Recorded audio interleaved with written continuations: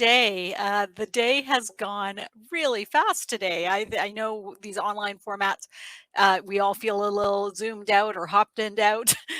So I appreciate you being with us all day today. We've had great engagement, and I'm excited about this final session of the day. And it's about the power of words and diversity and inclusion communication. We have with us Loretta Lamb, Chief Strategist and President of Focus Communications, Inc.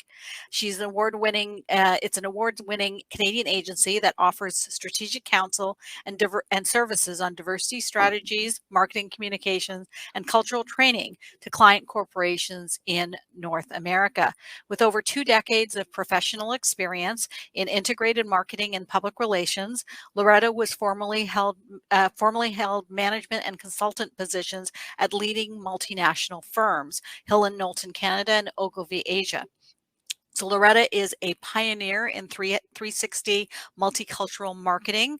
She instigated the Recognizing the Multicultural Marketing Potential initiative in 1995 and successfully introduced diversity marketing in the mainstream industry associations and media, which later led to the industry's first special editorial report on Canadian multicultural marketing and the ongoing annual Multicultural Marketing Report awards and conferences. Now, Loretta, I think we met for the first time years ago when I was accepting my fellows award with IABC, and I remember us having a conversation about the importance of representation and being able to see leaders like us, in communication and PR. And there's been so much conversation around that, but that's for another day. And I look forward to this conversation on the power of words. Yes, indeed. Thank you. Yes, indeed. Thank you very much. And I really love and thank you, Priya, for inviting me to this conference. I hope that I can share some useful insights and stories with the audience here. So today I know that our focus is on internal communications. So as a communicator in the 2021, I think that we have a lot of roles to play. And as a key communicator, like in terms of internal communications, that's what we want to focus on today. It's about diversity and inclusion at my session, because this will be the hot topic in the coming next few years for sure. I think 2020 is really a significant year when the world's conversation has changed. We noticed that because of the George Floyd incident and as well as the pandemics, all of a sudden there's anti-Asian hate around the world. Then we start talking about what's going on around us, and also a lot of the leaders, companies, employees are also looking at, are we treated equally? Are there enough diversity inclusion at our workplace? So I think that will be really something that that's the next step that a lot of corporate leaders need to look at. And also as a communicator, we all have a very important role and key role to play to help shape the conversation.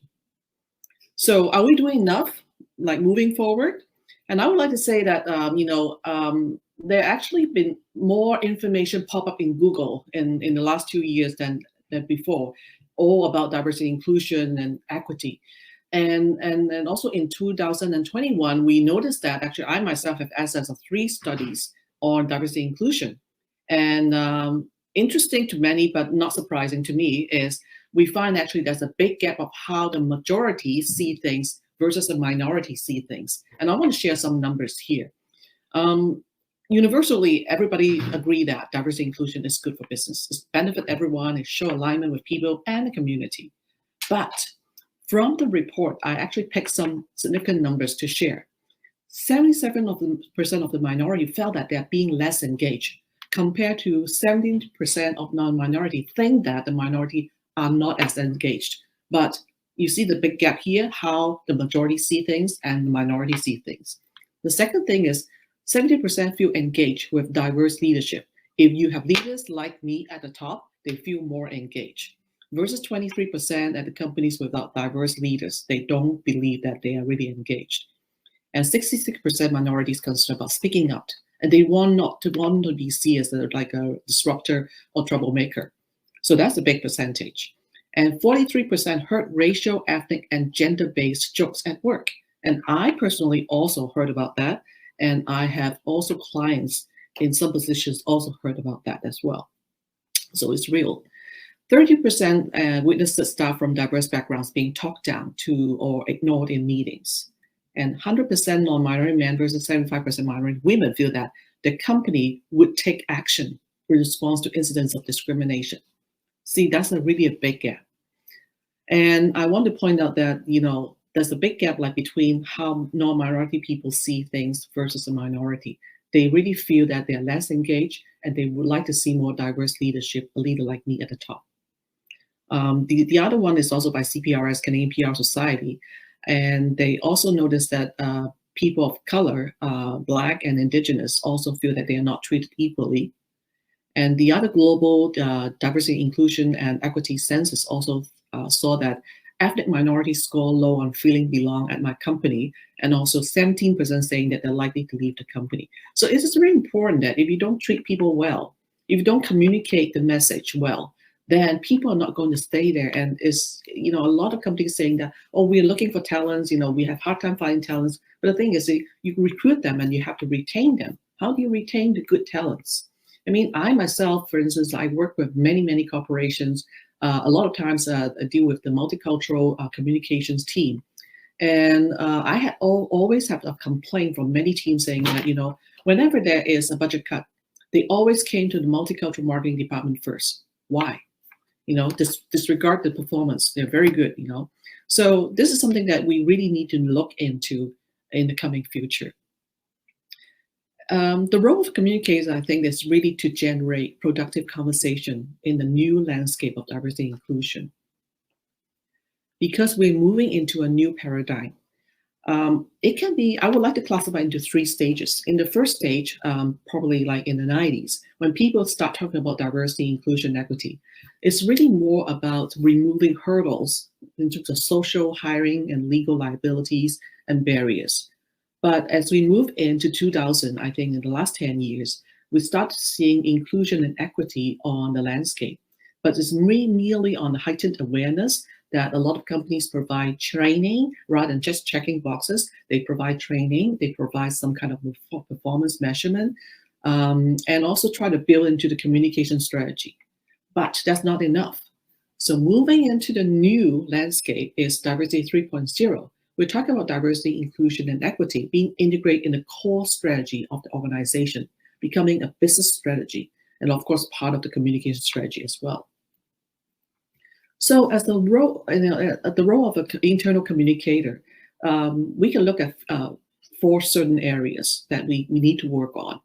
First of all, we need to help build and cultivate an inclusive and equitable culture in terms of like building a leadership and building a like inclusive organization. The second thing is, are we doing enough to give a voice, a space, and a sense of belonging to all the minority employees? And do we do enough in terms of attitude changing or education to inform, educate, and support all the employees to adopt an inclusive attitude at workplace? The third thing is about building inclusive corporate brand, whether to external or internal audience and stakeholders. These is actually very helpful in terms of attracting the right talent, the right partners, and also engaging them. The fourth area is about encouraging inclusive language, and we'll talk about that later on in terms of what we mean by inclusive language, both formal, informal, verbal, and nonverbal. So as a communicator, we do see diversity, inclusion, equity as an opportunity. Do not see it as a problem to solve. It should be an opportunity to engage, to improve, to accelerate. And it is important that when you formulate your communication strategy, you need top-down and across-the-board buy-in. I have witnessed a lot of failure in terms of diversity, inclusion, conversation, or strategy because they don't get the whole company buy-in, which is very important, especially from the senior leaders. If you see senior leaders support and participation, the employee will notice that, and they will understand that this is really something like a mandate of the corporation, not just a team or a department. And you have to actually build and leverage employee resource groups. Some people call it affinity groups, whatever you call it. So basically inviting those minority employees and ask them to form group. It could be several groups, it could be one group. I've seen different companies have different approach. It doesn't matter. So they would actually form a group, and then they can be the channel of conversation, the funnel back and forth in terms of what they recommend, what they see the shortfalls are, what you can improve, what you can do to make it more inclusive environment, and then the people at the top and the leadership can actually hear back in terms of like, okay, what need to be done, and they can funnel down and say, okay, this is what we're going to do. What do you think? So you can hear and gather feedback and also comments and recommendation. And they could give you a lot of insights about how a particular minority group feel about the company. And this is really critical in terms of the company being able to integrate that into part of the business strategy. And we also have to explain and ensure that the benefits of diversity and inclusion are understood across the board within the organization. I mean, a lot of people still are not aware of what are the benefits of diversity and inclusion. It's actually have been a lot of studies and case studies, from America, not so many in Canada, but there are other countries that show that increased diversity actually help increase your profits, improve business innovation and performance, and also enhance employee engagement, satisfaction, loyalty, and also reduce the costly turnover. Um, I've actually noticed some clients of mine that when they have an ethnic minority taking some like mid-management position, because of the lack of inclusivity and recognition, usually these people don't stay in that position very long. After 2 years, 3 years, they leave the company. And I've seen a lot of this happening. The other thing about inclusive approach is build an inclusive culture. Ensure that diversity inclusion and embed in all your internal communications, from recruiting, onboarding, intranet, social media, etc. And also create experience to start the conversation. Empathetic and also transparent communications are all the cornerstone of positive employee experience. And you should build around equity, respect, and a sense of belonging. And later on, I'll talk about the sense of belonging and how people make common mistakes about conversations that exclude people. And we should also ride on cultural occasions and make your events inclusive. I would highly recommend that companies should actually look at some cultural moments that your employee can share their stories. And you can also spotlight and highlight the employees in terms of like the achievements, the unique backgrounds, and how their backgrounds and knowledge can actually contribute to the company. We have actually worked with a lot of clients in terms of celebrating and also acknowledging employees of minority, for instance, like during Asian Heritage Month, Black History Month, Pride Month, and also festivals as well. So you're also bringing in like the employees of the minority and also the majority together so they can actually understand better about each other's culture and expectation. You also need to build the connections between employees and the senior members of the company. There are already some companies doing that. Is they will create some coffee breaks or fireside chats with between senior leaders and also the employees. And this will include like sharing their life experiences, their views about what's going on around the world, what happened as a minority, what kind of challenges they face, or what kind of opportunities they really appreciate the company offering. So this is actually a very good opportunity for them to provide them a talking platform, a sharing platform, and also showing the willingness of the leaders to hear about their story, to be interested in the story, and genuine about making it more inclusive. I want to share a story about my experience with TD. About 10 years ago, TD has already worked very hard in terms of promoting inclusion, diversity, and equity at work. I have seen in the last 10 years, they have really made significant changes in terms of who they include, not only recruit at the junior level frontline, but also mid-management, getting them promoted to senior management, and also at the C-suite level. So it's really encouraging to see, if you notice that I'm showing some pictures here, there's really a good diversity at the C-suite level. And I want to say that one of them is like Calvin Tran, who's an Asian and an immigrant from immigrant family, and he's an immigrant himself as well. So he had been working really hard in mentoring the other employees of the similar ethnic minority to really know how to embrace diversity inclusion, and work their way with their leaders in order to demonstrate their capability and their passion about like working and helping the company to grow. So I want to say that they have diversity at all levels, and so showing that they really walk the talk. This is very important. A lot of companies are doing a lot of talking and not enough work. So hopefully in the coming years, when people get to understand better about inclusion and diversity and equity, they would actually find a way to map out their strategy to walk the talk. I also want to, endorse or actually want to, kind of like give a thumb up for TD. They also do a lot of work in terms of story sharing. So what we did when we were engaged by TD to do a hero program, we identified some outstanding employee of minority background, and we will actually interview them about their experience, their life experience, their work experience, and how they actually succeed in their role. And these stories are put into articles and put into videos, into interviews that we'll share on internal channels and also externally with media and also like e-newsletter and things like that. So that will be a lot of, private and public domain seeing these stories. And this is really, really influential. And they also play a big part in terms of leadership nurturing. As I mentioned, they have mentorship program. They have a lot of training, leadership training, so that to help the people, especially like immigrants, who are behind in terms of like the understanding the corporate culture of Canada, they would actually encourage them to participate in this kind of mentorship and leadership training so that they can actually grow with the company. And you can see an upward mobility in terms of in their career, which is really, really encouraging. And also these minority executives will become the spokesperson in their community and also in the mainstream media. So a lot of times, if they talk about risk management, they can identify someone, from a minority group to also be a spokesperson of the company and talk about risk management. Same thing, and they would actually encourage these people to represent the company to go to their community, the community events, and represent the company to speak on behalf of the company. So if we have like a cultural festival or a Black History Month occasion, they will actually identify those employees of those relevant background to go and be present at those community events. So this is really a good cultural acknowledgement.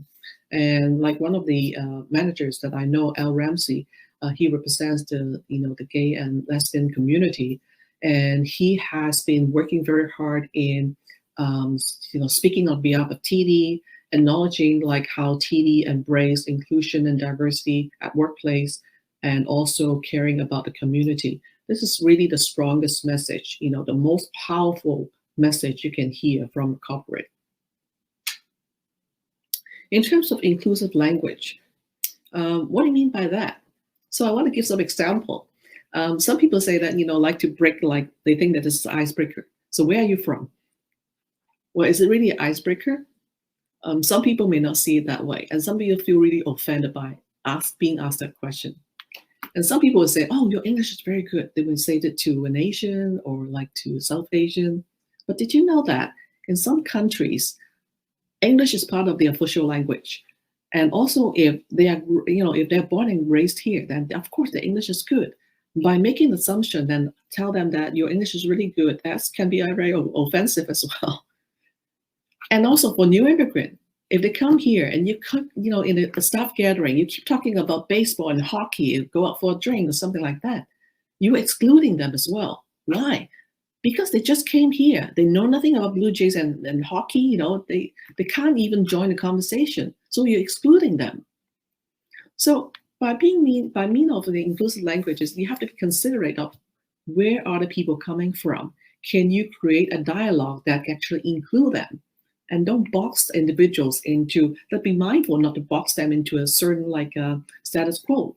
For instance, like I have a lot of people telling me, oh, Indian is usually very good at math and IT, and Chinese are usually very rich. This is some stereotypes. Don't fall into the traps of stereotypes. And so as a communicator, you can actually try to set the standard, educate and encourage inclusive language in communications, and extend it to across the platform and the organization. And try to encourage like gender neutral statement, description, and inclusive for people with disability, for instance, like, when using and using internet or creating contents for videos and photos and social media, be mindful that you have to include them as well. And the key takeaways is really, you know, come to the end, as a communicator, you have a part to play in terms of creating equitable, accessible resources for the company. And you have to be the channel between the leadership, the senior leaders, and the employees in terms of building a very inclusive environment for everyone. So knowing that, be mindful that not everyone coming from the same background with the same starting point. These kind of like employee resource programs will be very helpful to help bridge the gap, and make use of internet and all your communication channels to broadcast the message, to educate, to encourage, and also try to work with leaders to build mentorship and leadership training, and also bring inclusion and diversity across the board, including from onboarding, cultural orientation, even cross-cultural immersion. I personally have done a lot of cultural immersion tour and cultural orientation sessions with a lot of corporations, and they all find it very helpful. And ultimately create a safe space to share the experience and the honest two-way dialogues. So mindful of time, I want to leave some time for Q&A.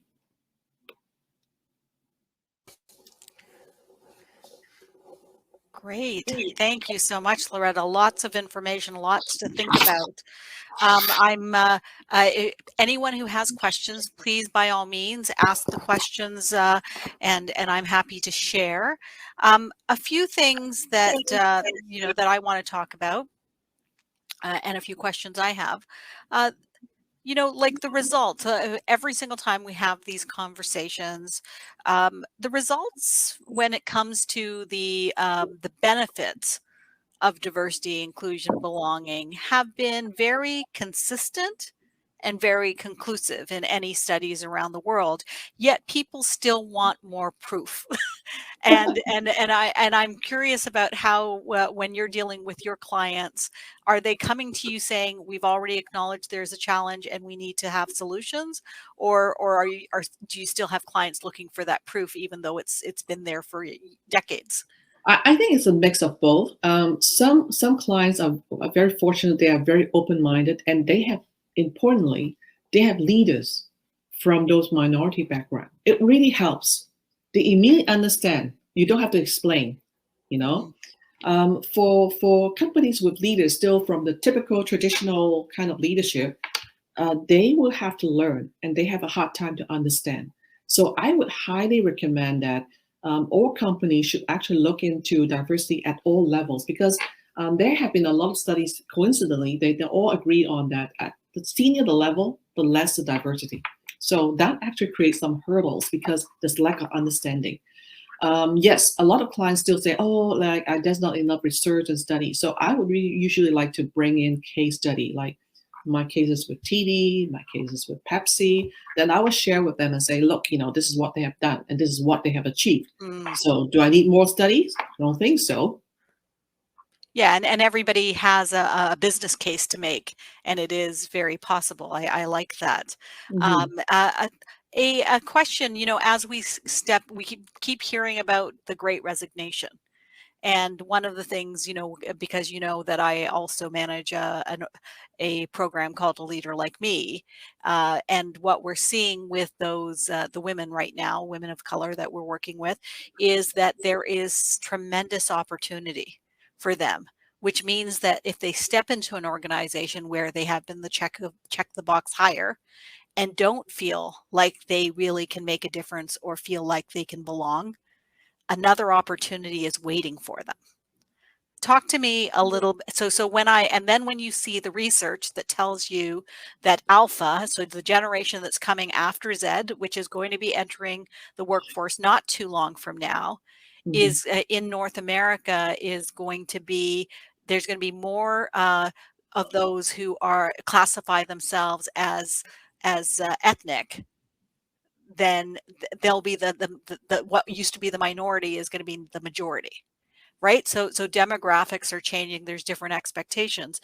How do you believe that organizations need to prepare for the Great Resignation, and is diversity a part of that solution?